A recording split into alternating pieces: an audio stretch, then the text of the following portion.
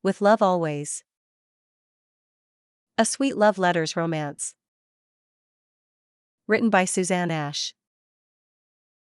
Please like and subscribe.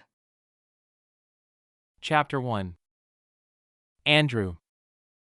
I adjust my glasses and survey the usual Wednesday crowd at Novel Sips. Students are sprawled across the farmhouse table. Mrs. Peterson browses the mystery section of my combination coffee shop and bookstore, and Ted sips his usual Earl Grey latte while polishing his latest poem in the corner. Everything is exactly where it should be, the way I like it. I'm reorganizing the spring drink specials menu when the door chime rings. "Welcome to Novel Sips," I call out automatically, not looking up from my task. "I'll be with you in just a..." The words die in my throat. Emma Hawthorne stands in my doorway, sunlight catching her auburn hair the same way it did 5 years ago. She's wearing one of her flowing dresses, this one a soft green that matches her eyes, and my heart performs the same stumble skip it always did in her presence.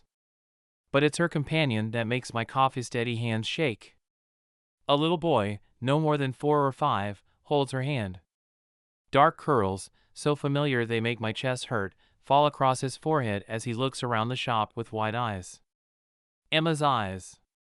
In a face that's startlingly similar to the one I see in my mother's old photo albums. "Hi, Andrew." Emma's voice is soft, careful, like she's approaching a wild animal that might bolt. Maybe she's right to be cautious. I clear my throat, trying to find words past the sudden tightness. "Emma." This is unexpected. Her free hand fidgets with the fabric of her dress, a nervous habit I still remember. I suppose it is. She glances down at the boy, who's watching me with curious eyes. This is Charlie. Charlie. The name echoes in my head as possibilities I've never allowed myself to consider suddenly crash into reality. I grip the edge of the counter, grateful for its solid support. "Mama, look!" Charlie points to the wall of children's books, where bright spines create a rainbow of possibilities. They have dragon riders. His excitement, his gesture, the way his whole face lights up, it's like looking into a mirror of my own childhood. "Who?" I start, though I already know. The truth is written in every feature of his face, in the way he bounces on his toes just like my sister says I did at that age. But I need to hear it. "He's your son, Andrew." Emma's eyes never leave my face, watching as the words land. "Our son. Our son." The words echo in my head, competing with the sudden roar of blood in my ears. All these years of building a predictable life, of carefully organizing every detail, and now this. A son I never knew existed. "They sure do have dragon riders, buddy." Emma's voice is gentle as she addresses Charlie, though her eyes remain fixed on me. "Andrew, I know this is a shock. But we need to talk." I manage a nod, professional mask slipping into place even as questions crowd my throat. "How? When? Why didn't you tell me? My office is through here." My voice sounds distant, like it belongs to someone else. Someone who isn't watching his carefully ordered life scattered like dandelion seeds in a strong wind. "Charlie, honey?" Emma kneels down to his level. "Why don't you pick out a book to look at while Mama talks to Mr. Carter? Can I get dragon riders?" He balances on his toes, all energy and innocence, completely unaware of the earthquake he's caused by simply existing. "Of course." Emma straightens, brushing invisible dust from her dress. She walks over and grabs the book, still holding onto Charlie's hand. "Okay if I pay for this on my way out?" My nod is automatic. I lead them through the shop, hyper-aware of the curious glances from regulars and my sister, who remembers Emma from before. Who probably sees what I see, the undeniable evidence of a shared past written in Charlie's features.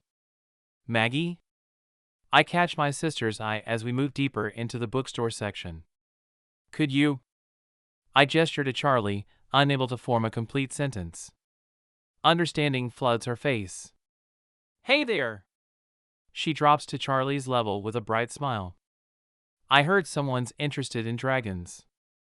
I'm Ms. Maggie, and I happen to be an expert in dragon books."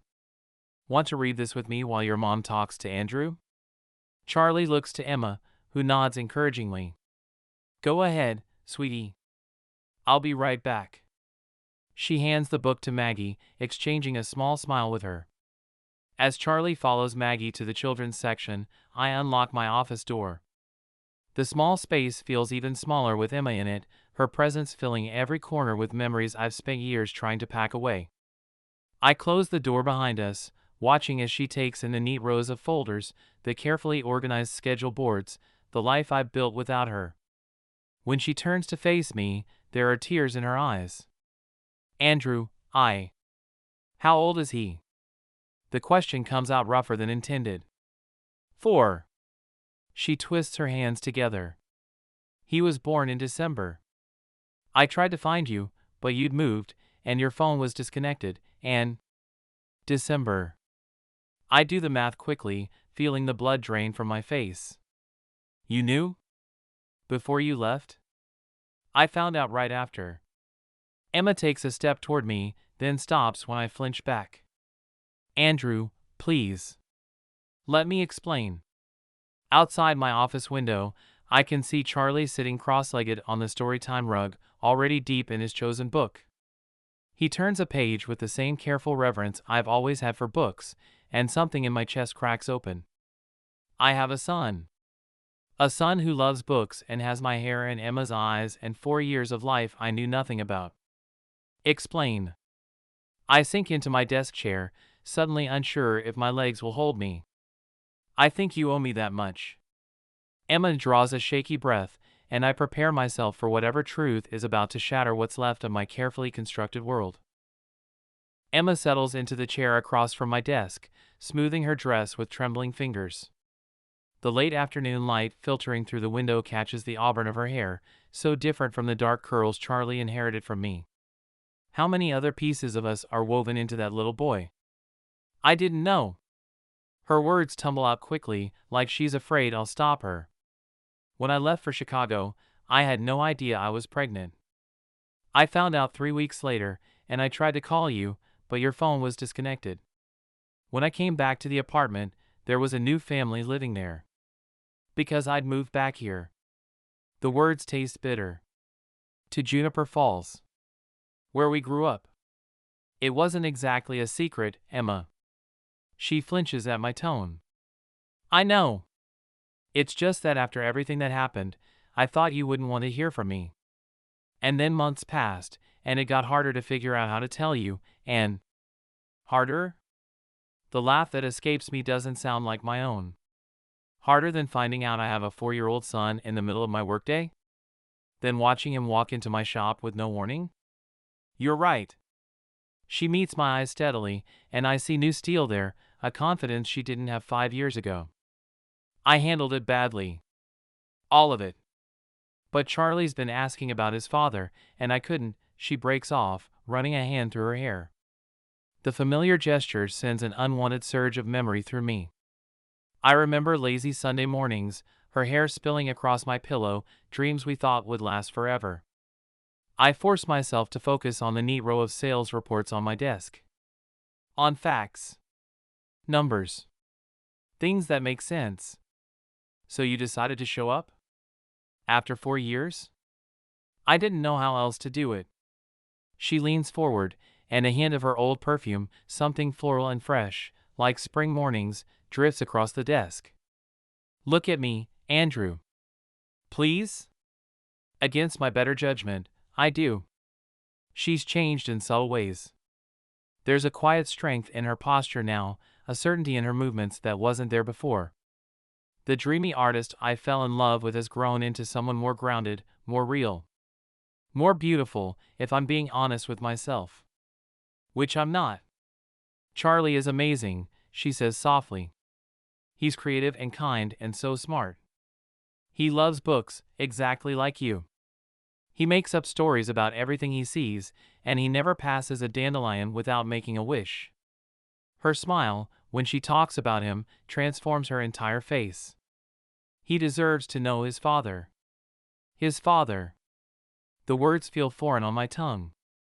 The father you didn't think needed to know about him for 4 years. I made mistakes. She straightens in her chair, that new confidence showing through again. I know that. But I'm here now, trying to make it right. Charlie needs you in his life. And you, she hesitates, then forges ahead. You deserve to know your son. I look past her, through the office window where I can see Charlie sitting with Maggie. He's gesturing animatedly about something in the book, his whole body involved in whatever story he's telling. Exactly like Emma used to do when she talked about her art. Does he know? I force myself to ask. Who I am. He knows I'm here to talk to his dad. Her voice softens. I didn't want to promise anything until I'd talked to you. Until I knew if you wanted to be part of his life. The unspoken question hangs in the air between us, heavy with implications. Part of his life. Part of their lives. After 5 years of carefully constructing walls around my heart, Emma Hawthorne has walked right through them, bringing with her a child who shares my blood and my love of books and her ability to turn my world upside down. I need time, I say finally, hating how my voice catches. To process this. To figure out. I gesture vaguely at the space between us, at all the years and hurt and complications. She nods, standing slowly. Of course. We're staying in town for a while. She pulls a business card from her purse and places it on my desk. My cell number's on there. When you're ready to talk more. I stare at the card. Emma Hawthorne, visual arts instructor, it reads. Another piece of her life I knew nothing about. She pauses at the door. Don't take too long? He's been waiting his whole life to meet you, even if he didn't know it. Chapter 2. Emma. The empty rooms of our rental home echo with Charlie's footsteps, each space a blank canvas waiting to be filled. I run my hand along freshly painted walls, breathe in the lingering scent of pine cleaner and possibility, and try to imagine this becoming home. Mama. Mama, come look. His voice draws me to the back door, where he's practically bouncing with excitement. The whole yard is full of wishes. I follow him onto the small back porch, and my breath catches. The spring grass is dotted with dandelions, their yellow heads turned toward the sun like tiny lions basking in the warmth. Some of them have gone to seed, looking like delicate snowballs sticking up out of the grass on their tall stems. Charlie's already down the steps, carefully approaching the closest cluster. Can I make some wishes? He looks back at me with Andrew's earnest expression in my eyes. Please? Of course, sweetie. I sit on the bottom step, watching as he selects his first dandelion with the same careful consideration he gives to choosing books. What are you going to wish for? He shakes his head, dark curls falling across his forehead. Can't tell you, Mama. Then it won't come true. Something squeezes in my chest. I wonder if he's wishing about his father, about the man he just met yesterday. About the possibility of having both parents in his life, finally. The moving truck will be here soon, I remind him gently. Why don't you make one wish now, and save the rest for later? He nods solemnly, holds up his chosen dandelion, and blows. White seeds catch the morning light as they drift away, carrying whatever wish my son has wrapped in their delicate parachutes. After the moving truck arrives and our few pieces of furniture find their places, I decide a walk might help settle both Charlie's excitement and my nerves. Main Street hasn't changed much in 5 years. The same historic brick buildings line the sidewalks, their window boxes already showing hints of spring blooms. The hardware store still has the same bell over its door, and the general store still promises the best apples in 3 counties. Emma Hawthorne, is that you? I turn to find Hazel Elliott approaching, her silver hair catching the sunlight. She's wearing one of her signature flowing scarves, this one decorated with tiny flowers, and her warm smile hasn't changed a bit. Mrs. Elliott. The familiar sight of my former art teacher brings unexpected tears to my eyes. It's so good to see you. None of that Mrs. Elliott business. She pulls me into a lavender-scented hug. It's still Hazel, dear. And this must be Charlie. Charlie peers around my leg, suddenly shy. Hello, he manages quietly. I hear you're quite the artist, Hazel says, kneeling despite her age to meet his eyes. Just like your mama. His face brightens. I drew a dragon yesterday. And the nice lady at the bookstore gave me a special book about them. That would be Maggie. Hazel's eyes meet mine knowingly. Novel Sips has become quite the heart of our community. Andrew's done wonderful things with that place. My stomach does a familiar flip at his name. Yes, we visited yesterday. MMM. She straightens slowly, brushing invisible dust from her skirt. He spends most mornings there, you know. Always the first one in, making sure everything's just so. Her voice softens. That man's built something real there. Something steady. Unlike me, who ran away to chase dreams that turned out to be as insubstantial as dandelion fluff. I swallow hard. He seems to be doing well. He is. Hazel's eyes are kind but shrewd. Though some might say he's been a bit too careful since, well. The heart needs room to grow wild sometimes, dear. To take chances. I follow her gaze to where Charlie is exploring the small park across the street, his natural curiosity showing in every movement. 5 years ago, Andrew would have smiled that private smile of his when watching a child lost in imagination like that, even while maintaining the careful order of his surroundings. I remember how he looked yesterday. He was broader in the shoulders than before, his face more angular, his wire-rimmed glasses slightly crooked from pushing them up absently while he works. The way his hands gripped the edge of his desk, strong and capable. How his eyes still hold that intensity that used to make me feel like I was the only person in the world. It's not that simple, I whisper, more to myself than Hazel. Oh, honey. She pats my arm gently. The important things never are. But that doesn't mean they're not worth fighting for. She glances at her watch. I should get going. I'm meeting the garden club to plan the spring festival. But Emma? She waits until I meet her eyes. Welcome home. As she walks away, Charlie runs back to me, another dandelion clutched carefully in his small hand. For you, Mama. So you can make a wish too. I take it, my vision blurring slightly. The dandelion head is perfect, a globe of silver seeds ready to take flight. Like my son, it holds countless possibilities, waiting to see which ones will take root and grow. I close my eyes and blow softly, not daring to voice my wish even in the privacy of my own thoughts. But as I watch the seeds drift away on the spring breeze, I can't help hoping they carry at least one of them toward the red brick building down the street, where Andrew is probably straightening books and pushing up his glasses, unaware that some wishes refuse to give up, no matter how long they have to wait. The copper kettle hasn't changed since high school. Same mismatched mugs, same worn leather chairs, same copper fixtures gleaming warmly against exposed brick walls. I arrive early, choosing a quiet corner table where Andrew and I used to study during finals week. My hands shake slightly as I arrange the manila envelope I brought. Inside are Charlie's birth certificate, his preschool art projects, photos marking every milestone I documented alone. Most items are copies, but the art pieces are originals. All are things a father should have known about. The bell above the door chimes, and my heart stutters. Andrew walks in, scanning the cafe until he finds me. He's changed from his work clothes into a soft gray sweater that makes his hazel eyes look warmer, more like they used to be. Hi, I manage as he slides into the chair across from me. Thank you for coming.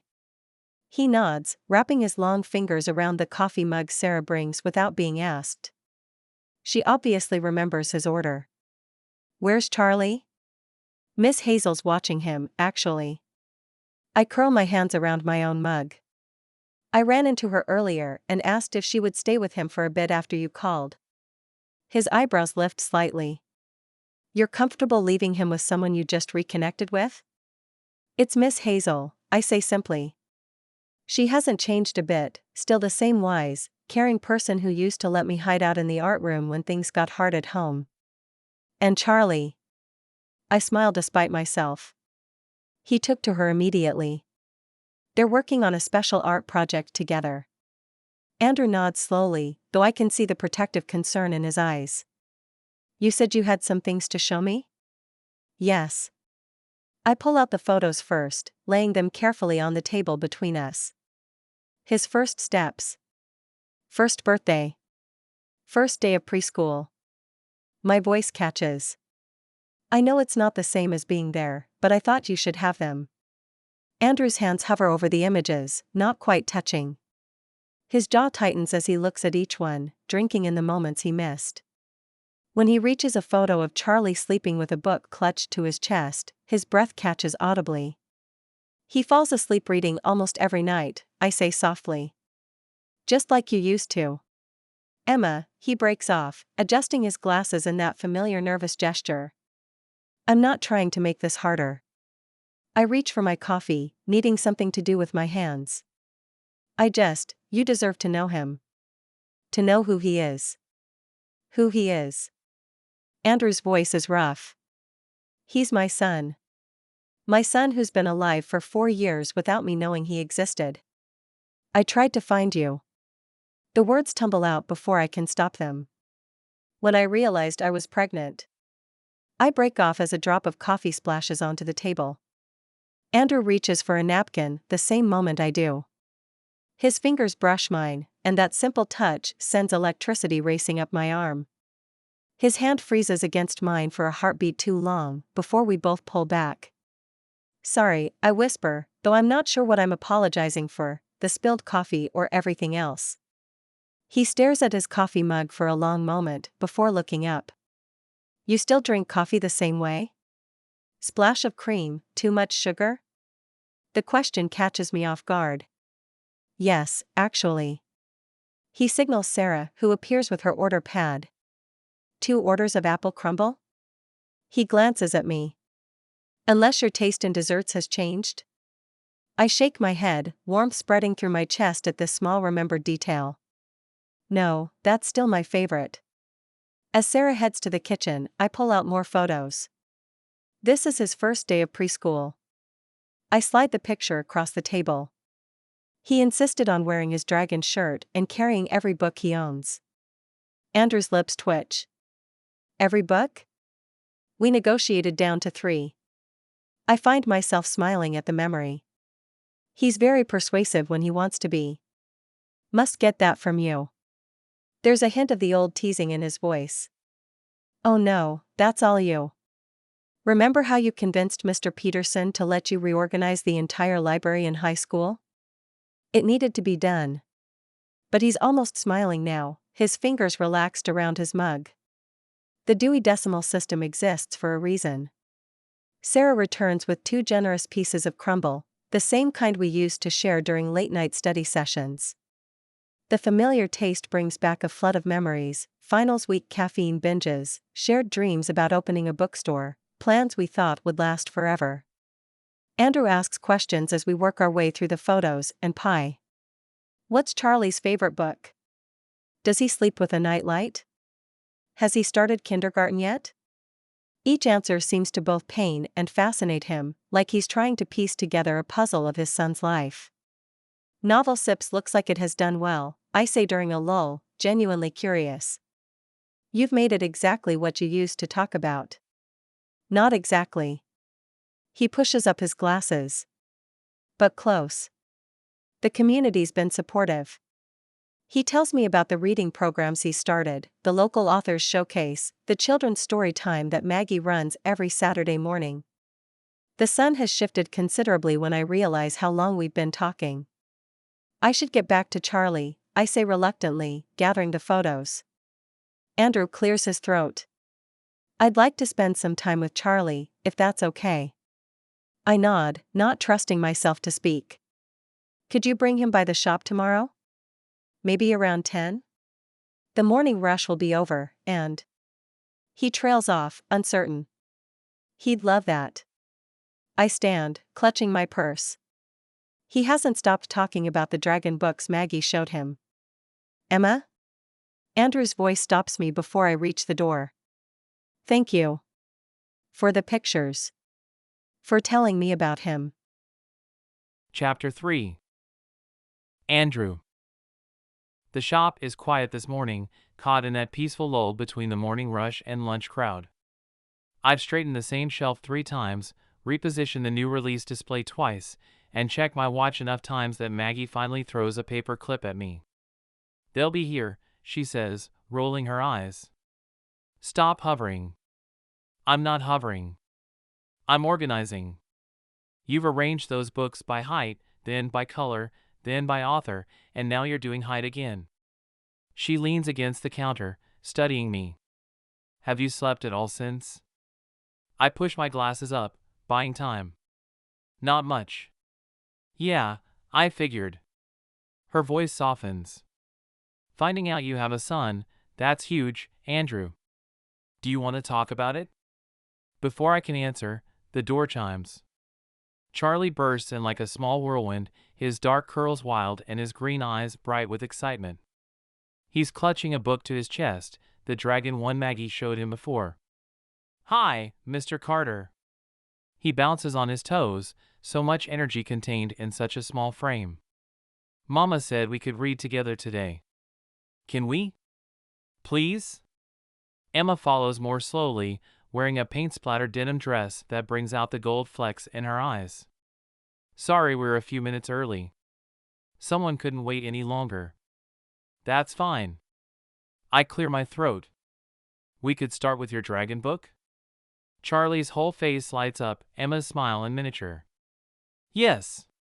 "And then can we look at other books too? Mama says you know everything about books."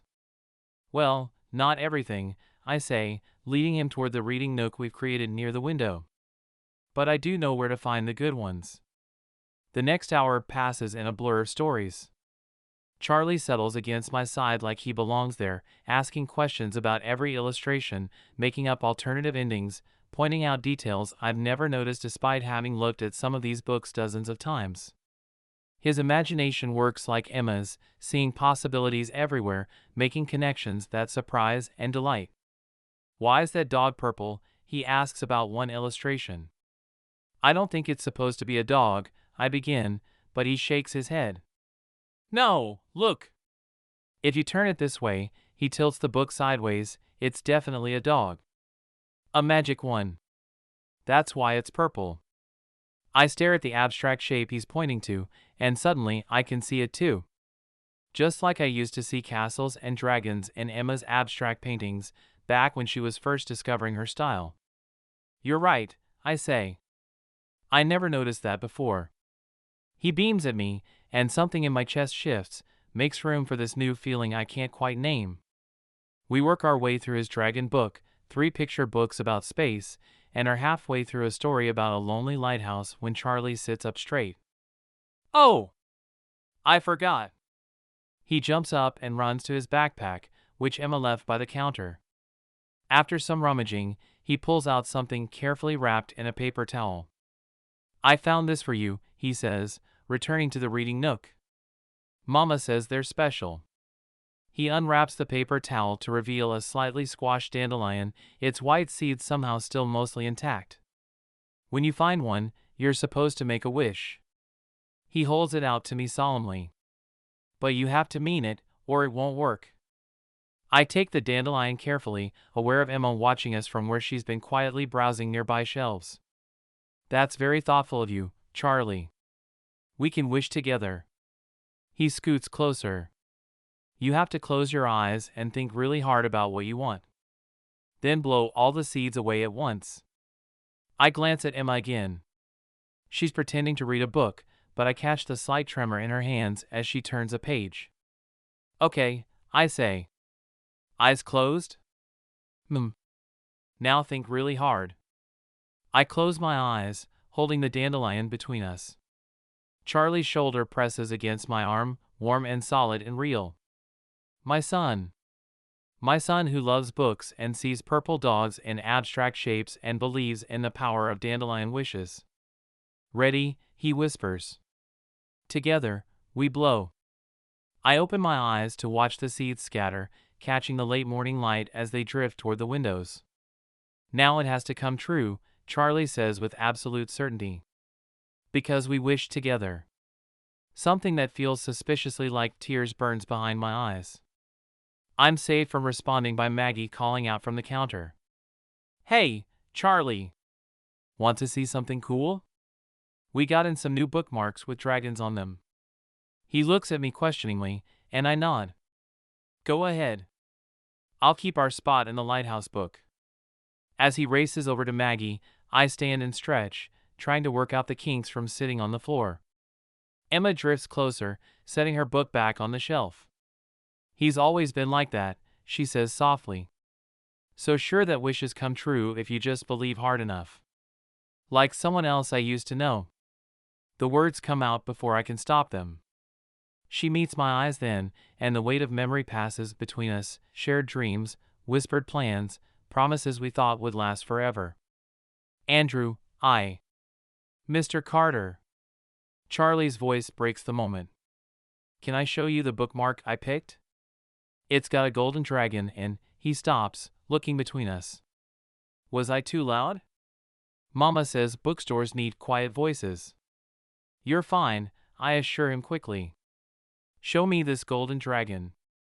As he launches into an elaborate explanation of why gold dragons are the best dragons, I catch Emma watching us, her expression soft and sad and hopeful all at once. The familiar ache in my chest wrestles with newer feelings, pride in Charlie's enthusiasm, joy in his easy acceptance of me, anger at the years we lost. It's almost lunchtime, sweetheart, Emma says after a while. We should let Mr. Carter get back to work. Charlie's face falls. But we didn't finish the lighthouse story. Well, I hear myself saying, you could come back tomorrow. If that's okay? I look at Emma. Can we, Mama? Please? Emma's eyes meet mine over Charlie's hopeful face. If Mr. Carter isn't too busy. Same time? I push up my glasses. We can finish the lighthouse story and maybe find some new ones. Charlie throws his arms around my waist, startling a laugh out of me. Thank you, thank you, thank you. As they head for the door, Charlie clutching his new bookmark and chattering about what books we'll read tomorrow, Emma pauses. Thank you, she says quietly. For giving him a chance. For giving us, she stops, shakes her head. Just, thank you. I watch them walk down the sidewalk, Charlie skipping ahead, Emma keeping him close with gentle reminders. Just before they turn the corner, Charlie spots another dandelion growing through a crack in the concrete. Emma stops, waiting patiently as he makes another wish. I wonder if he's wishing for the same thing I did. Maggie appears at my elbow. So, a nephew, huh? Yeah. I clear my throat. A nephew. She bumps my shoulder gently. He's got your terrible taste in books. Hey! Dragons are classics. She studies my face. You okay? I look down at the lighthouse book, still open to the page where we stopped. I don't know, I admit. But I think I want to be. The setting sun paints Juniper Falls in shades of amber and gold, long shadows stretching across familiar streets as we walk. Charlie is between us, one hand in Emma's, the other clutching the latest dragon book we found hidden in the back of Novel Sip's children's section. And then, Charlie yawns hugely, the green dragon made friends with the purple one, right? That's right, I confirm, watching as he blinks heavily. 3 stories and an impromptu art session with Emma's travel watercolors have finally worn him out. Someone's ready for bed, Emma says softly, squeezing his hand. I'm not tired. But his steps are slowing, dragging slightly.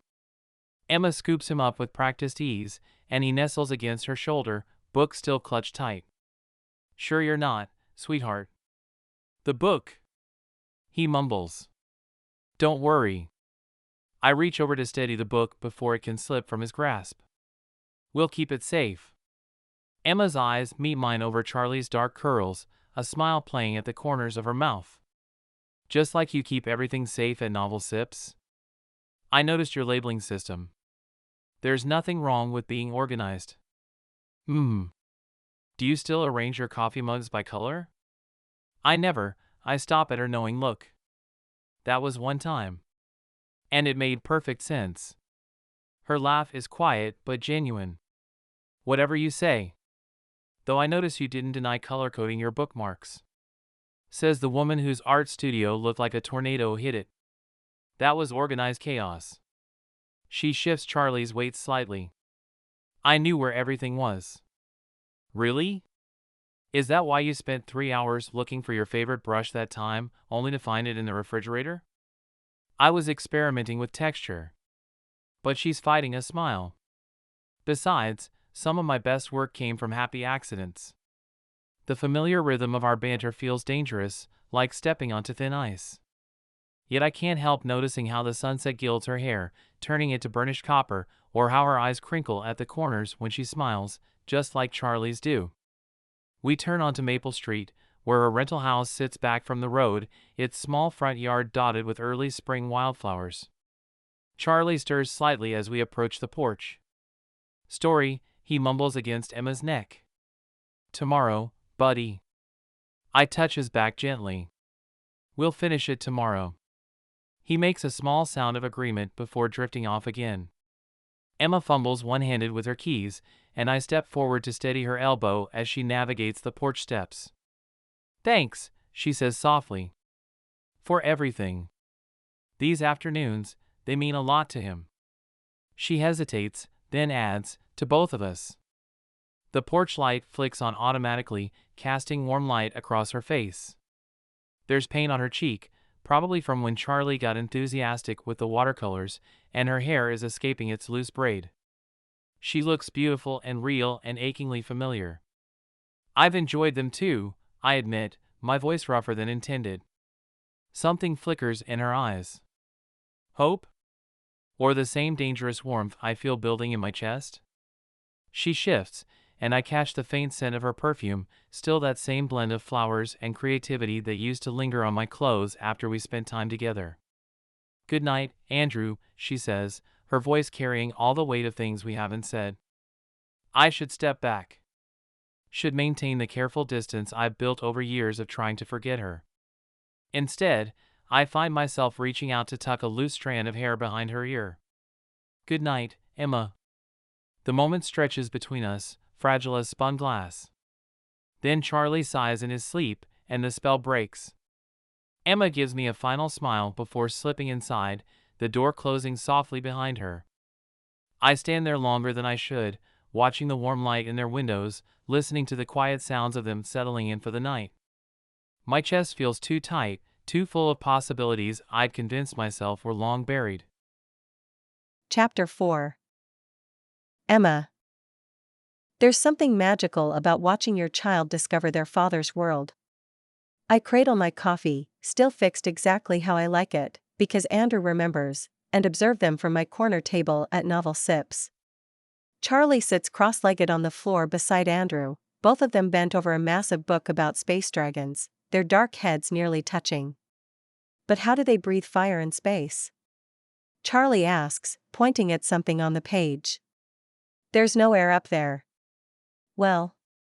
Andrew pushes his glasses up, treating the question with the same serious consideration he gives to ordering new inventory. Maybe space dragons have special magic that works differently than Earth dragons. Charlie considers this, his face scrunched in concentration, exactly like his father's expression when solving a difficult problem. Could they breathe stardust instead? That's actually quite brilliant. Andrew's smile transforms his whole face, softening the careful lines I've noticed around his eyes. Stardust-breathing dragons. I like that. My heart does a familiar flip as Charlie beams under his father's praise. 5 days I've been doing this, bringing my son to Novel Sips, watching them discover each other through stories and shared imagination. 5 days of remembering why I fell in love with Andrew Carter in the first place. I'm going to draw it. Charlie announces, scrambling up. Can I use the special paper by the art books? Of course. Andrew straightens, his knee cracking slightly. You know where everything is. As Charlie races off to his favorite corner, Andrew rises and, after a moment's hesitation, joins me at my table. He's incredible, he says quietly, watching our son carefully select his colored pencils. He is. I wrap my hands around my coffee mug, trying to ignore how Andrew's presence makes the air feel charged. He asked if you are his father. What did you say? Andrew asked. That you are. I hold my breath. I hope that's okay with you. Of course. HI sighs follow our son. You're so good with him. It's easy. He turns to me, and I catch a flash of vulnerability in his eyes. He makes it easy. Not everyone would think so. Taking out a 4-year-old's endless questions about dragon physics. Says the woman who once spent 3 hours explaining to me why the sunset needed to be purple in your painting. His tone is gently teasing, and something in my chest aches at the familiarity. That was different. I was making art. And Charlie isn't? He gestures to where our son is now deeply focused on his drawing, tongue stuck out in concentration. Look at him, Emma. He's got your creativity, your way of seeing magic in everything. He has your focus, I counter softly. Your ability to lose yourself completely in something you love. Andrew's knee bumps mine under the table as he shifts, and neither of us moves away. The point of contact sends warmth spreading through me, dangerous and familiar. I've been thinking, he says, pushing up his glasses. About what you said. About trying to find me. My heart stutters. Andrew. No, let me finish. His voice is gentle, but firm. I was shocked, angry. I still am, a little. But watching Charlie these past few days, seeing how you've raised him. He pauses, collecting his thoughts. You did a good job, Emma. With our son. Tears prick at my eyes. I tried. But he deserved to have you too. We can't change that. His knee presses more firmly against mine. But we can make it better now. If you want. If I want. A laugh bubbles up, slightly watery. Andrew Carter, when have I ever not wanted you in my life? His eyes darken at that, and the air between us grows thick with unspoken things. With memories of stolen kisses between library shelves, of dreams whispered in the dark, of promises neither of us quite knew how to keep. Mama. Dad. Look what I made. We both stared at Charlie's voice, at what he called Andrew. Our eyes meet, shocked, as Charlie runs over with his drawing held high. Charlie, honey, I begin gently, maybe we should. It's okay, Andrew cuts in, his voice rough with emotion. He holds out his hand for the drawing. Show me these space dragons, buddy. As Charlie launches into an elaborate explanation of stardust-breathing dragons and their stellar adventures, I watch Andrew's face. Watch how he blinks rapidly behind his glasses, how his hand trembles slightly as he points out details in the drawing, how his smile grows more certain with each passing moment. His knee is still pressed against mine, warm and solid and real. A bridge between what was lost and what might still be found. I take a sip of my cooling coffee, hiding my own smile as Charlie climbs into Andrew's lap to better explain the dragon's cosmic navigation system. Some things, it seems, don't need to be taught. Some connections forge themselves, as natural as breathing stardust in space. As inevitable as falling in love with Andrew Carter. Again. Andrew sits cross-legged on the checkered blanket I've spread beneath an old oak tree in Memorial Park. Charlie's delighted shrieks mix with other children's laughter from the playground, where he's made fast friends with a girl in sparkly butterfly wings. He's fearless, he observes, watching Charlie scale the climbing dome. Must get that from you. I snort softly. Says the man who stood up to the whole town council when they wanted to tear down the old theater, because you believed it could be something special. That took courage. He stretches out beside me, propped on one elbow. Mrs. Henderson didn't speak to me for weeks. Until she realized you'd actually improved everything. His smile is soft, touched with memory. You helped, if I recall. Spent 3 weekends sorting reference books. Only because you bribed me with coffee and promised to pose for that portrait series. Ah yes, your people in their natural habitats collection. Did I ever look natural surrounded by all those books? You looked perfect. The words slip out before I can catch them. I pluck at a loose thread on the blanket, avoiding his eyes. I still have those sketches, actually.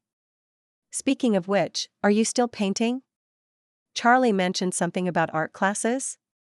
Andrew asks. Of course. Different stuff now. Children's art, mostly. I smile, watching Charlie show another child how to properly climb the dome. I've been teaching part-time at the community center in the city, helping kids explore their creativity. And illustrating some simple stories for my students. That suits you. There's warmth in his voice that makes me glance over. You always had a gift for helping people see the magic in things. The kids make it easy. Their imaginations are so pure, so unlimited. I gesture toward Charlie. Like his space dragons. They see possibilities everywhere. Just like you used to. Still do, I think. The silence stretches between us, heavy with implication. Charlie's voice carries across the park as he introduces himself to another child, fearless in his friendliness. I thought about you, I say finally, still watching our son. Every time he did something that reminded me of you. When he organized his picture books by size. When he insisted on reading 3 bedtime stories instead of 1. When he. I swallow hard. When he pushed up his imaginary glasses while thinking, just like you do. Emma. His voice is rough. I like it here, I continue, the words tumbling out. Being back in Juniper Falls. Watching Charlie bloom in this town. Seeing you with him. I risk a glance at Andrew. Seeing you. He's closer than I realized, his hazel eyes intense, behind his wire-rimmed glasses. I thought about you too, he admits quietly. Every time someone ordered their coffee exactly like you do. Every time I found paintbrushes in the art section. Every time. Charlie's happy shriek interrupts us.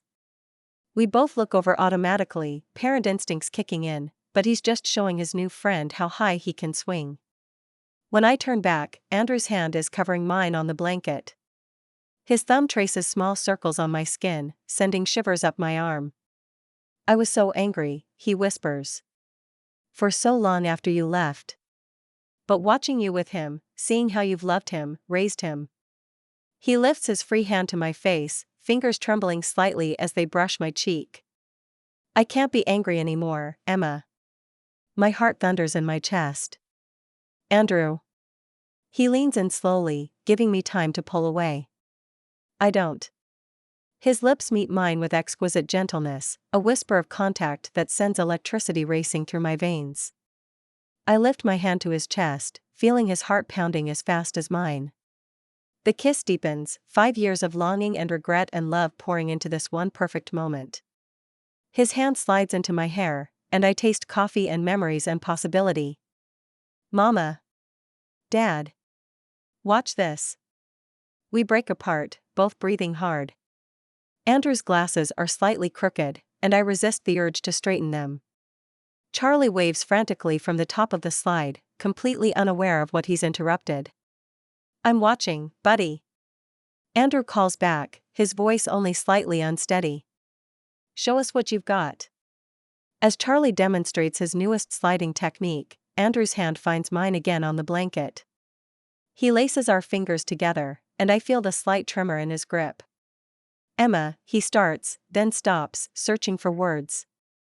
I know, I whisper, squeezing his hand. Me too. Charlie races over suddenly, throwing himself between us on the blanket. Can we get ice cream? Please? My new friend Sarah says the shop down there, he points toward Main Street, has dragon sprinkles. Dragon sprinkles? Andrew's eyebrows lift. That sounds like something we need to investigate. Charlie beams, bouncing up and starting to gather his toys. As we pack up the blanket, Andrew's hand brushes my lower back, brief, deliberate, promising. My skin tingles at the contact. Ice cream? Charlie pleads, already tugging us toward Main Street. I meet Andrew's eyes over our son's head, seeing my own mix of hope and uncertainty reflected there. Ice cream, I agree softly, sounds perfect. Just like the lingering taste of coffee and possibilities on my lips. Chapter 5. Andrew. Novel Sips always feels different after closing. It's quieter, more intimate, like the books are settling in to share secrets. Usually, this is my favorite time of day. But tonight, the familiar comfort of organized shelves and alphabetized tea selections can't quiet the chaos in my head. I can still feel the warmth of Emma's lips against mine, taste the hint of sugar from her coffee. Still feel the way her hand trembled against my chest, how perfectly she fit against me, like no time had passed at all. Charlie sprawls on his stomach in the reading nook, surrounded by the pillows we added specifically for him. The evening light streams through the windows, catching the dust motes that dance around him as he works intently on something in his sketchbook. Dad? The word still catches me off guard, makes my heart stutter. Can you read this part? I can't figure out the words. I settle beside him, careful not to disturb his drawing materials. The dragon's wings stretched wide as stars, I read, casting shadows across. Wait! He sits up suddenly, nearly knocking the book from my hands. I want to show you something first. I made it today with Mama. He flips through his sketchbook with careful determination. Emma's influence shows in how he handles the pages, treating them like precious things. Just like she used to handle her canvases. Here! He presents the page with flourish, and my breath catches. The drawing shows 3 figures standing in front of what I assume is Novel Sips. The building is roughly rectangular with distinctive striped awnings that Charlie's rendered in careful crayon strokes. But it's the figures that make my chest tight, a tall one with glasses and dark hair, a smaller one with auburn hair, and between them, a little boy holding both their hands. We're all smiling in the picture. Around us, yellow and white flowers fill every empty space. See? He points to each figure. That's you, and that's Mama, and that's me. And those are wish flowers, because Mama says they're magic and help dreams come true. He looks up at me earnestly. Do you like it? My voice cracks. I clear my throat and try again. I love it, buddy. It's beautiful. Can we put it up? In the shop? His eyes shine with hope. Mama always puts my pictures up at home. Of course we can. The words come automatically, even as my heart races. How about right here by the reading nook? He nods enthusiastically, then turns back to the dragon book. The dragon's wings stretch wide as stars, he prompts, and I force myself to focus on the story. But my eyes keep drifting to the drawing. To that perfect little family unit, surrounded by wishes and possibilities. To the smile Charlie's drawn on my face, uninhibited in a way I haven't felt in years. To Emma's figure, standing so close to mine, our drawn hands almost touch. Just like at the park. Just like that kiss that I can't stop thinking about, can't stop feeling ghost across my lips. That kiss that felt like coming home and stepping off a cliff all at once. The dragon soared higher, I read mechanically, until the whole world looked small below. Would you be scared? Charlie interrupts. If you were up that high?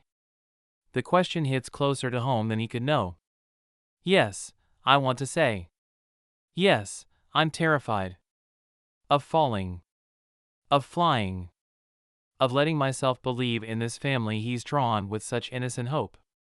Sometimes, I say carefully, being scared is okay. Especially when something matters a lot. He considers this, chewing his lower lip just like Emma does. But the dragon has wings, he says finally. So even if it falls, it can catch itself, right? I stare at him, this small prophet with my hair and Emma's eyes, who sees the world with such simple wisdom. I suppose it can.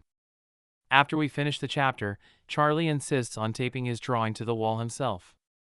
I help him position it just right, at perfect kid eye level beside the reading nook. He steps back to admire his work, nodding with satisfaction. Now everyone can see my family, he declares, and my heart does that familiar squeeze. Later, after Emma's picked him up, I find myself standing in front of the drawing again. We look happy, this crayon version of us. Unafraid.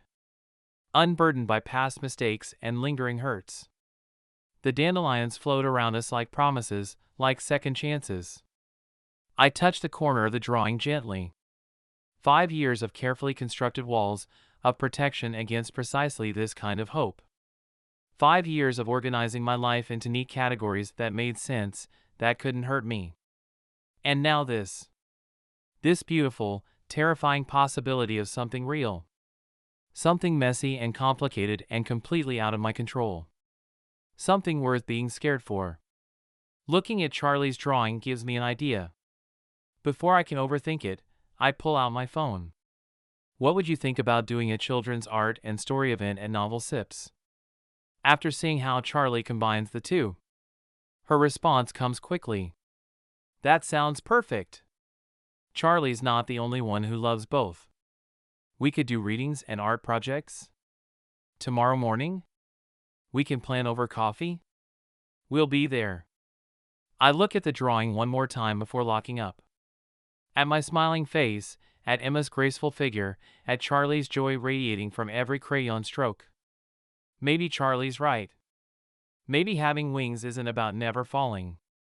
Maybe it's about trusting you'll know how to fly. A little to the left, I suggest, gesturing with my clipboard. We want to make sure the kids can reach. Emma glances up from the easel she's adjusting, auburn hair escaping from its messy bun. There's paint on her cheek, blue this time, and I fight the urge to wipe it away. She shoots me an amused look.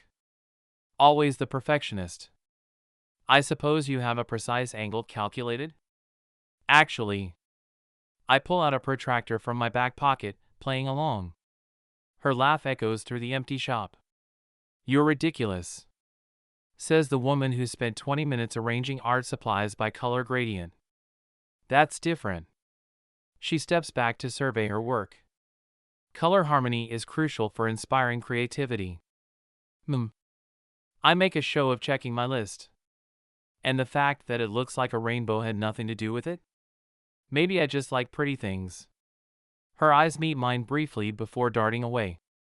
I clear my throat, suddenly very interested in my clipboard. The, story circle still needs setting up. We work in sync, arranging cushions and laying out books. Emma hums under her breath, an old habit I'd forgotten until now. Or maybe just tried to forget, along with all the other little things that made her Emma. Remember that time in college when you organized that midnight reading session during finals? She smooths a blanket. You mean when you fell asleep on my shoulder halfway through Pride and Prejudice? I was tired. And you have very comfortable shoulders. She flushes, her cheeks turning the faintest bit pink, when she realizes what she said. I adjust my glasses, buying time. You, still have paint on your face.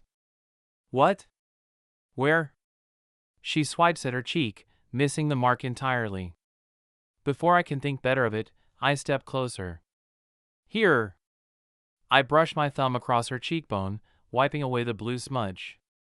Her skin is warm under my touch, soft. Andrew. Her voice is barely a whisper. The door chimes, making us both jump. Maggie walks in, arms full of supplies. The kids will be here in 30 minutes. You two about ready? The event passes in a blur of excited children, colorful art, and story magic. Emma leads them through creating illustrations for the tale I read, her natural warmth drawing out even the shyest participants. Watching her guide small hands with gentle patience, seeing her light up at each child's unique interpretation, makes my chest ache with possibilities. Later, after the last family leaves and Maggie heads home, we survey the creative chaos left behind. Paint-splattered paper covers the tables, books lie open to favorite pages, and the setting sun turns everything golden. This was perfect, Emma says softly, gathering dried paintbrushes. Did you see Charlie's face when that little girl wanted to copy his space dragon? He's got your gift for encouraging others. The words come easily, honestly. Your way of making people believe in magic. She stills, brushes clutched to her chest. Andrew. I cross to her without conscious thought, drawn by the way the light catches in her eyes, by the familiar scent of paint and possibility that always surrounded her. My hand rises to cup her cheek, and she leans into the touch. I can't stop thinking about you, I confess roughly. About that kiss in the park. About all of this, you and Charlie and the life we could have had. Should have had. Her free hand comes up to cover mine. We could still. I kiss her before she can finish, pouring years of longing and regret and want into the contact. She makes a small sound against my mouth, and the paintbrushes clatter to the floor as her arms wind around my neck. She tastes like coffee and creativity and coming home. The thought sends panic shooting through me. I break away, breathing hard. I'm sorry, I manage. I can't, this is, I step back, creating distance. Last time. This isn't last time. She reaches for me, but I move further away. Andrew, please. We're different people now. Are we? My voice cracks. Because this feels exactly the same. The way you make me feel, how easy it would be to fall back into us. I run a shaking hand through my hair. I can't do it again, Emma. I can't watch you leave again. I won't. You don't know that. The words taste bitter. Neither of us knows anything for sure. Except that there's more at stake now. Charlie. Understanding floods her face. You think I'd take him away from you? Now that you've found each other? I force myself to meet her eyes. I think I'm terrified of how much I want this. All of it. You. Him. Us. And I don't know how to trust that want won't destroy me again. She nods slowly, pain and understanding mingling in her expression. Okay, she whispers. Okay. We'll take it slow. Figure it out. I nod stiffly, already missing her warmth. I should finish cleaning up. Andrew? She pauses at the door, silhouetted in the sunset. For what it's worth. I'm terrified too. But maybe that's how we know it matters. Chapter 6. Emma. He's afraid I'll leave again, I say, watching steam rise from my tea. And I don't know how to prove I won't. Hazel's kitchen feels like stepping back in time, same cheerful yellow curtains, same collection of mismatched teacups, same wisdom waiting to be shared over Earl Grey and honey. She slides a plate of ginger snaps across her worn oak table. Can you prove it? She asks gently. The future's not something we can guarantee, dear. I trace the rim of my cup, remembering the way Andrew stepped back from our kiss, the flash of panic in his eyes. I thought after the art event at Novel Sips, things were different. Better. I manage a weak smile. Charlie's already planning the next one.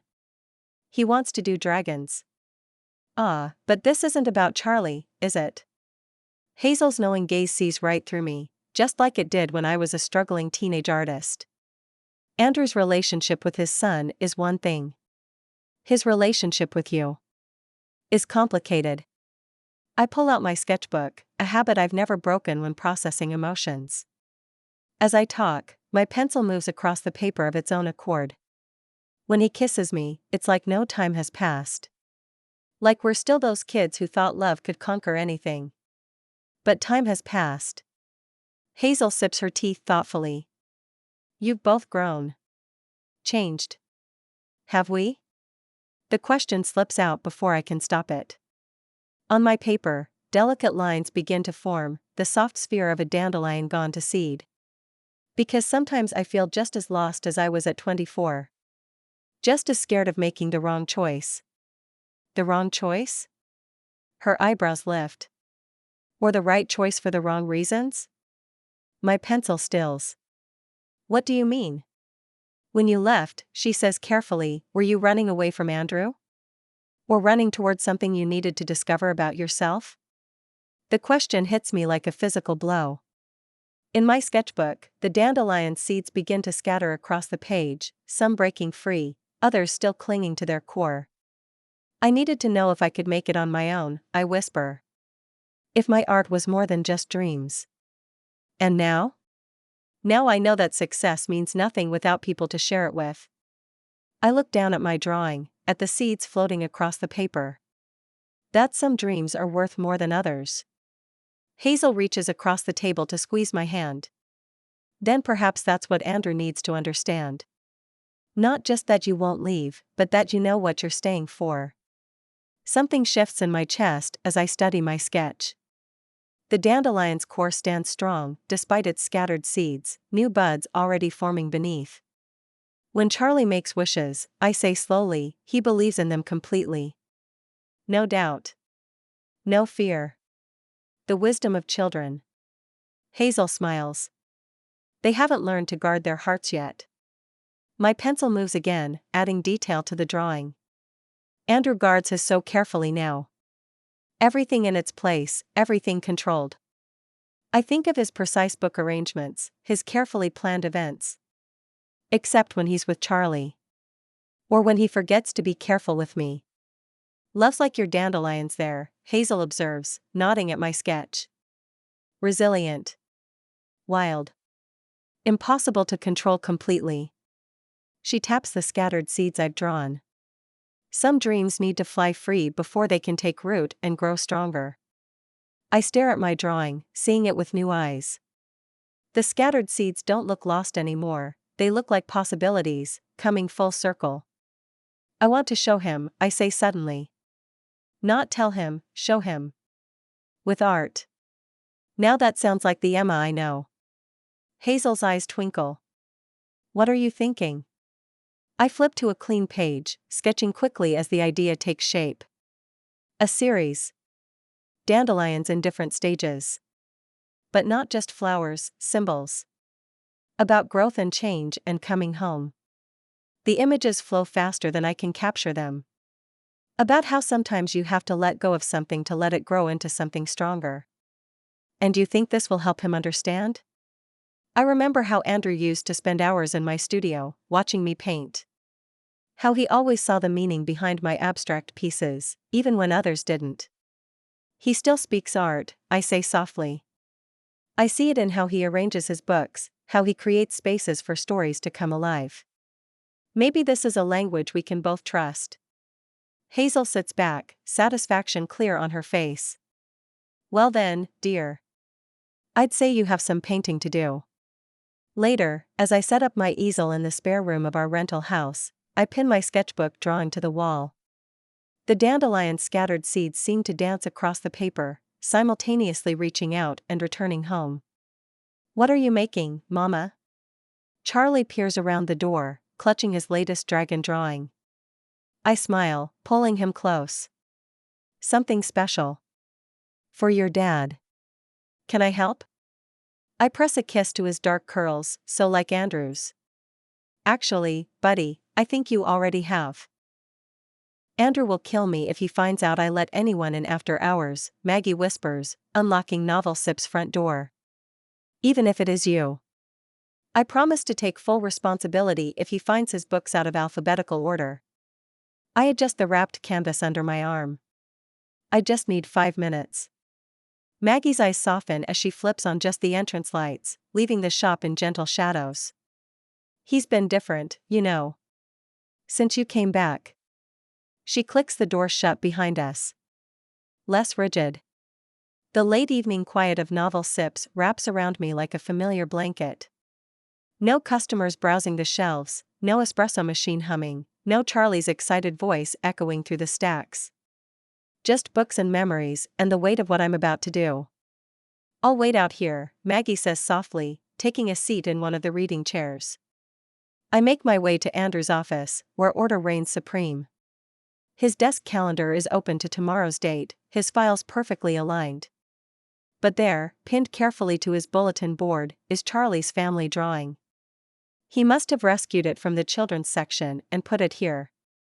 The sight of it gives me courage. My hand shakes slightly as I prop the canvas against his desk. The Dandelion series came together faster than any piece I've done since college, 3 panels showing the progression from bud to bloom to seed, with fragments of text and memory worked into the background.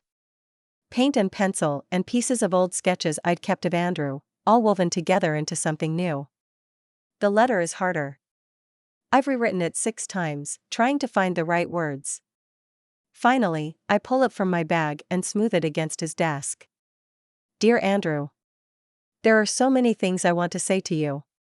About how sorry I am for leaving the way I did. About how much I've missed you every single day.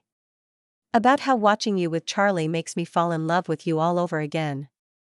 But mostly I want to tell you about dandelions. Everyone calls them weeds, but they're really wishes in disguise. They bloom where they're planted, bright and stubborn. And when it's time, they let their seeds fly free, not because they want to leave, but because sometimes things need to scatter before they can grow stronger. I scattered. I flew away believing I needed to prove something to myself. And maybe I did. But what I learned out there wasn't about art or success or finding myself. What I learned was that home isn't a place you run from. It's the place you keep coming back to, again and again, until your roots grow so deep nothing can move them. You are my home, Andrew. You and Charlie, and this beautiful life we could build together.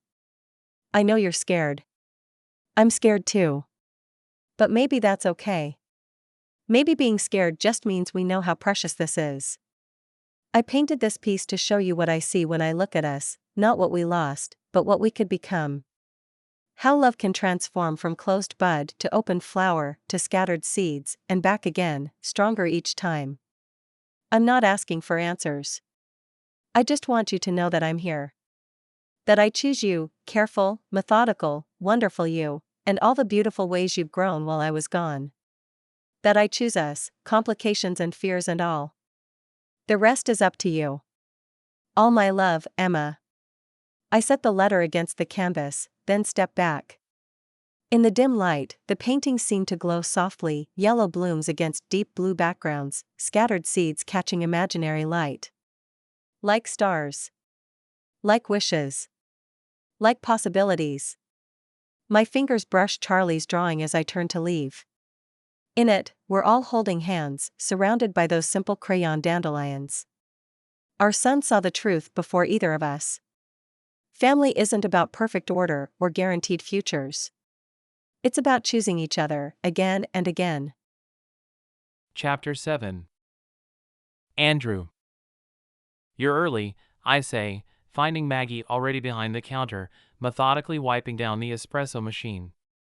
She's never early. Thought I'd get a head start. Her voice is too casual. She's trying very hard not to make eye contact.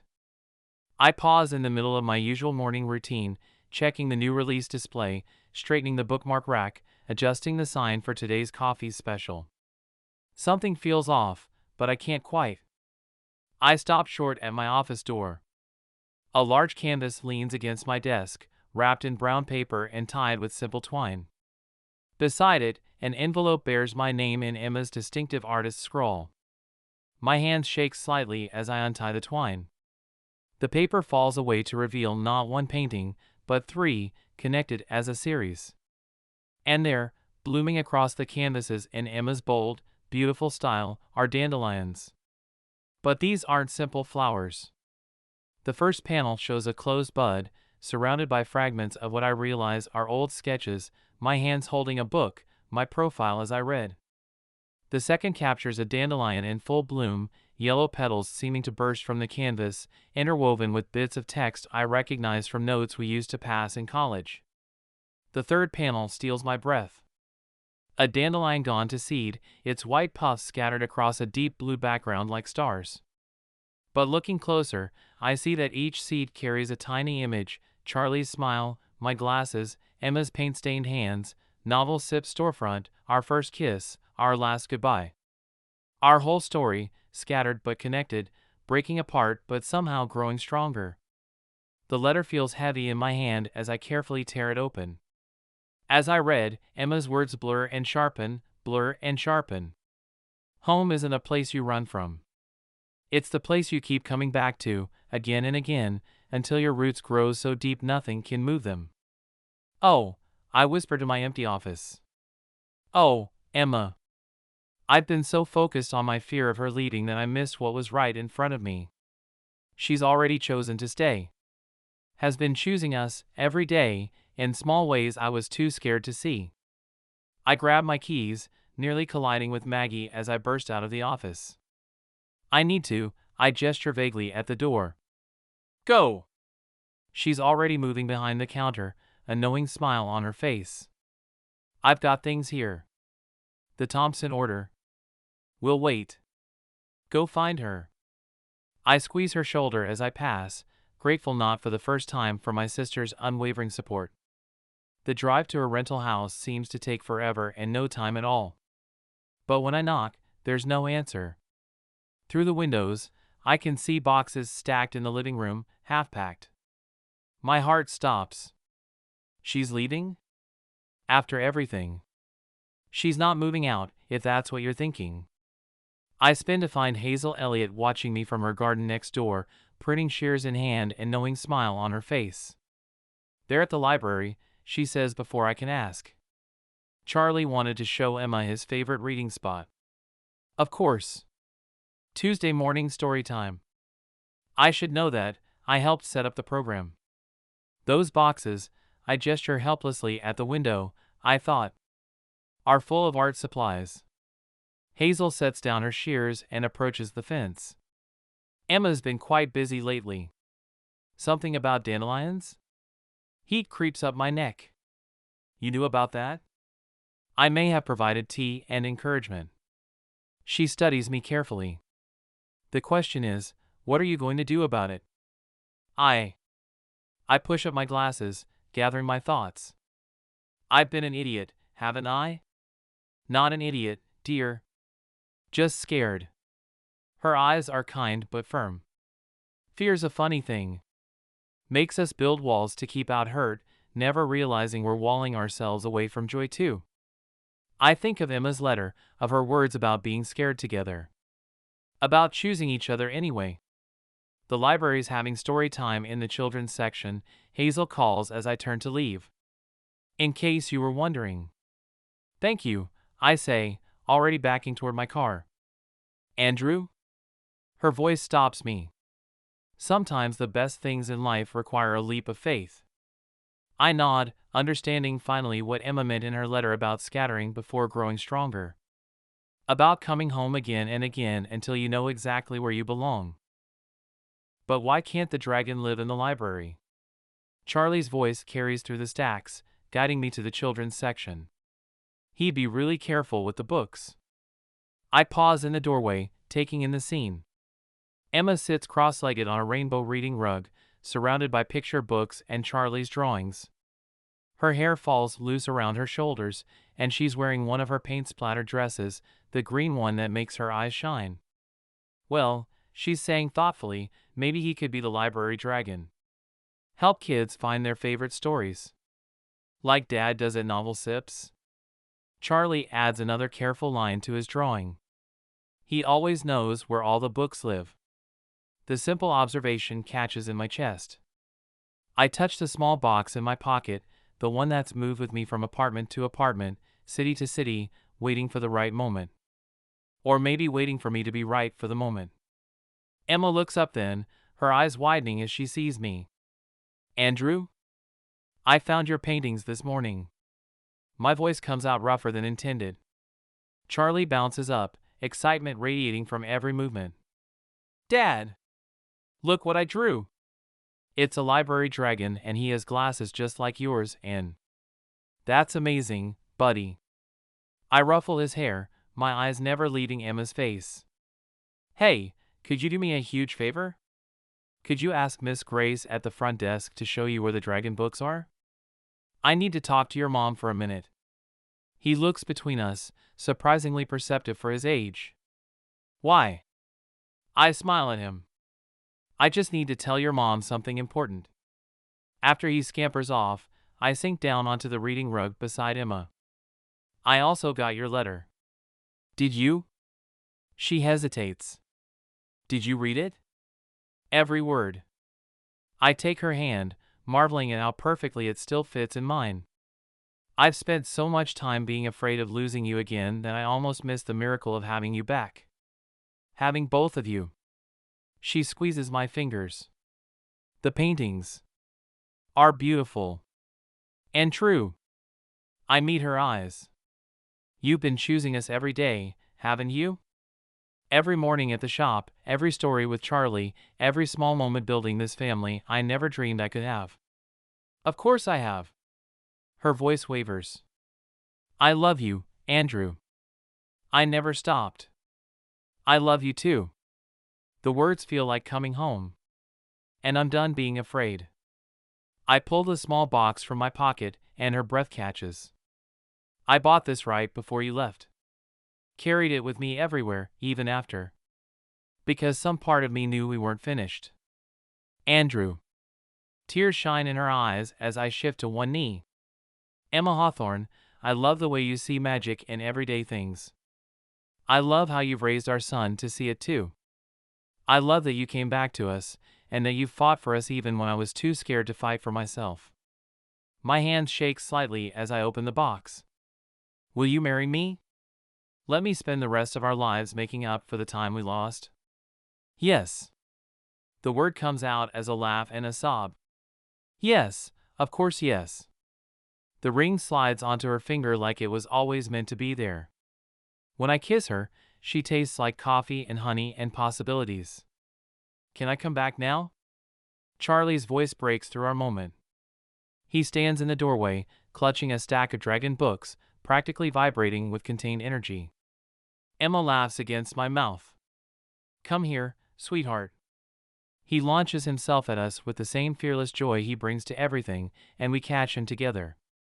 As I hold my family, I think about Emma's paintings. About dandelion seeds scattering and coming home again, stronger for the journey. Does this mean we're gonna live together? Charlie asks, settling between us. All of us? If that's okay with you, I say carefully. He considers this with adorable seriousness. Can I bring my dragons? Emma's laugh mingles with mine. Of course you can, buddy. And can we still have story time at the store? Every day, I promise. Though we might need to add a special section just for dragon books. Would you like that? He beams, snuggling closer. Me too, Emma whispers, meeting my eyes over our son's head. Her new ring catches the library's soft light, and I remember something from her letter about being scared, meaning you know how precious something is. She's right. I am scared. Scared of how much I love them, how completely they've claimed my carefully ordered heart. But maybe that's exactly as it should be. Because some things, like family, like second chances, like love, are worth being brave for. Epilogue. Emma. Juniper Falls, 6 months later. Mama, is it time? Charlie tugs at my dress for the 100th time, his ring-bearer pillow clutched tightly to his chest. Can I practice one more time? Let your mother breathe, sweetheart. Hazel adjusts the simple crown of wildflowers in my hair. The waterfall's not going anywhere. Neither is Andrew, I think, catching his eye across the clearing. He's discussing something with Ben, the nature preserve's head ranger, but his gaze keeps finding mine, his smile soft and private. Even now, after months of planning this small ceremony, the sight of him in his charcoal suit makes my heart skip. Ranger Ben. Charlie abandons his pillow to approach the ranger, who towers over him in his uniform. Are there really bears here? Not in this part of the preserve. Ben's stern expression softens slightly. But we do have some interesting birds nesting near the falls. If you're quiet, you might spot them during the ceremony. Charlie's eyes light up. What kind of birds? Do any of them look like dragons? The way you're bouncing around, we won't see anything but scattered flower petals. Hazel winks at me. Though I hear there's been quite a photographer lurking about lately, catching all sorts of wildlife on camera. Making Ben's job more interesting, I'd imagine. Ben's grunt sounds suspiciously like troublemaker as he moves off to check one last time that no one brought rice to throw after the ceremony. Don't mind him, Hazel says. And your bouquet's ready. She presents me with the arrangement we designed together, wild roses and Queen Anne's lace, with carefully placed dandelions adding spots of sunny yellow and silver white seeds. Some might call them weeds, but Andrew specifically requested their inclusion. For all the wishes that brought us here, he'd said.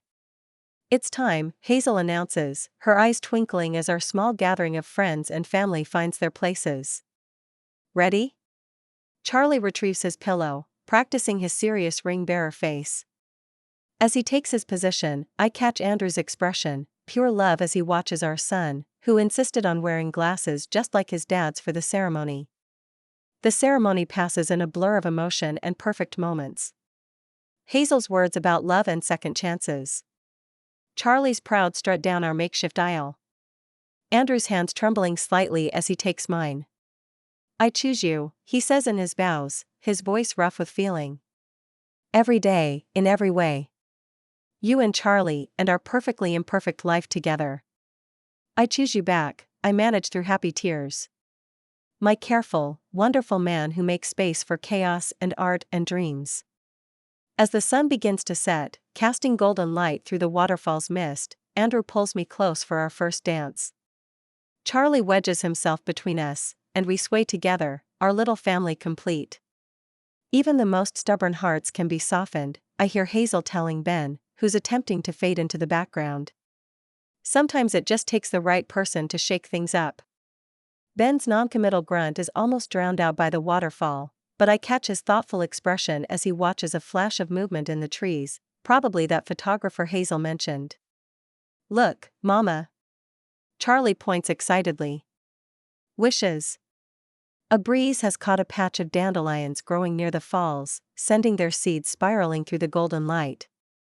Andrew's arm tightens around my waist as we watch them dance. Beautiful, he whispers against my hair. The dandelions? All of it. He pulls back just enough to meet my eyes. Our whole story. Charlie tugs at Andrew's sleeve. Can we make a wish? I think, Andrew says, drawing us both closer, all my wishes already came true. As the waterfall thunders behind us and our friends and family celebrate around us, I lean into my husband's embrace. Some wishes do come true, I think. Sometimes they just need time to scatter and grow and find their way home again. Like us. The end. This has been Dandelion Dreams, written by Susanne Ash. Copyright 2025 by Susanne Ash. Production copyright 2025 by Susanne Ash. Thanks for listening. Please like and subscribe if you want me to put more of my books on YouTube. Visit my website at www.susanneash.com for more of my books or find me on Amazon.